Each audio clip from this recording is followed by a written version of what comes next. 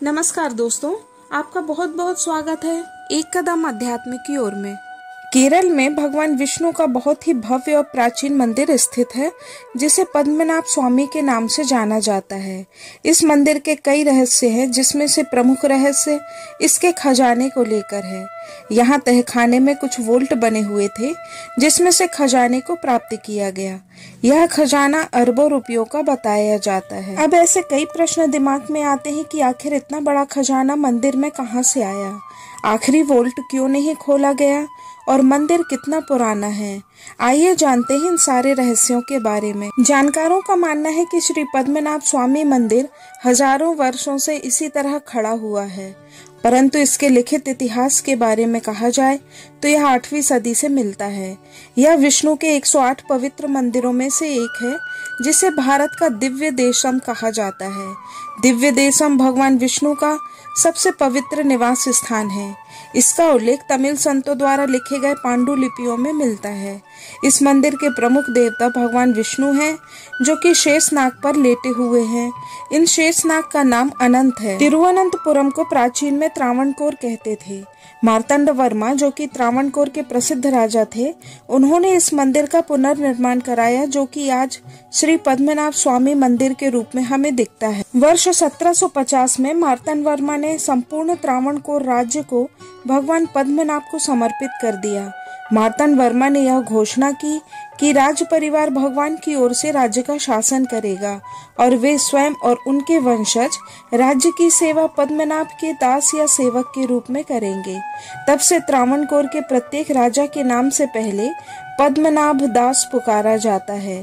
केरल की राजधानी तिरुवनंतपुरम का नाम श्री पद्मनाभ मंदिर के प्रमुख देवता के नाम पर है, जिन्हें अनंत, जो कि सर्प पर लेटे हुए हैं, भी कहा जाता है।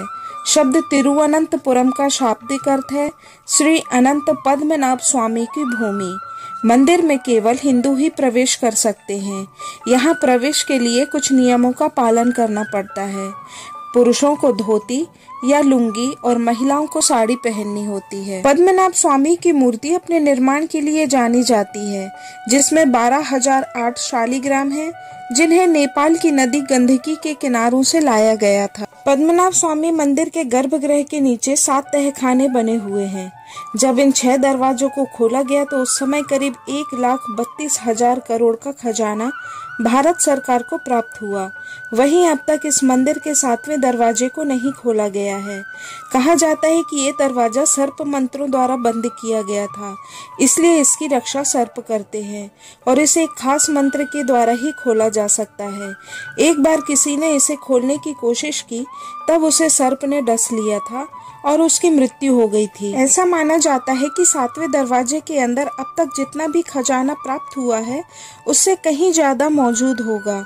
पद्मनाभ मंदिर के 7वें दरवाजे को खोलने और उस खजाने के खोलने की बात होती है तो एक भय व अनहोनी की कहानी सामने आ जाती है, क्योंकि मंदिर के 7वें दरवाजे पर कोई ताला नहीं लगा है, ना ही कोई कुंडी लगी है, बल्कि इसे सर्प मंत्र के द्वारा बंद किया गया है। इसकी रक्षा स्वयं सर्प करते हैं और इस गेट को खोलने के लिए किसी चाबी की जरूरत नहीं पड़ती। इसे मंत्रोच्चारण की मदद से ही खोल सकते हैं।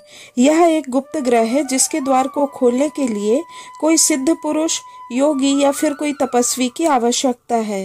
गरुड़ मंत्र की मदद से ही इस द्वार को खोला जा सकता है, क्योंकि नियमों के अनुसार गरुड़ मंत्र का स्पष्ट तरीके से उच्चारण करने वाला कोई सिद्ध पुरुष इस गेट को खोल पाएगा। अगर उच्चारण सही से नहीं किया गया तो उसकी मृत्यु हो जाएगी। मैसूर के आक्रमण के समय आसपास के सभी राजाओं ने केरल के तिरुवनंतपुरम में शरण ली और साथ ही अपना खजाना सुरक्षित रखने के लिए मंदिर के तहखानों में रख दिया। ये राजा अपने राज्य और मंदिरों के बहुमूल्य आभूषण और संपत्ति लेकर आए थे। उन्हें भी भगवान श्री पद्मनाभ स्वामी के मंदिर में दान कर दिया। इनमें से कई राजाओं के परिवार और परिवार के सदस्यों ने भी अपनी संपत्ति भगवान पद्मनाभ के पास छोड़ दी। हजारों वर्षों से भगवान पद्मनाभ स्वामी मंदिर में कई राजा महाराजाओं के दान करने के संकेत मिलते हैं। ये दान बहुमूल्य वस्तुएं, आभूषण, स्वर्ण मुद्राएं आदि हैं। इन तहखाने में कई अभिलेख मिले हैं जो प्राचीन मलयालम और तमिल भाषा में लिखे गए हैं। इन अभिलेखों में हजारों वर्षों से मंदिर को दिए गए सोने और कीमती पत्थरों के दान के बारे में लिखा हुआ है।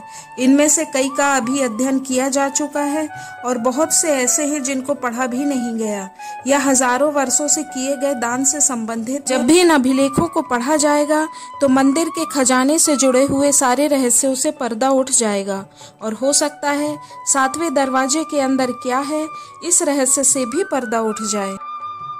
दोस्तों, यह वीडियो आपको कैसी लगी कृपया कमेंट करके जरूर बताएं। साथ ही चैनल को सब्सक्राइब करें, लाइक और शेयर करें। धन्यवाद। नमस्कार।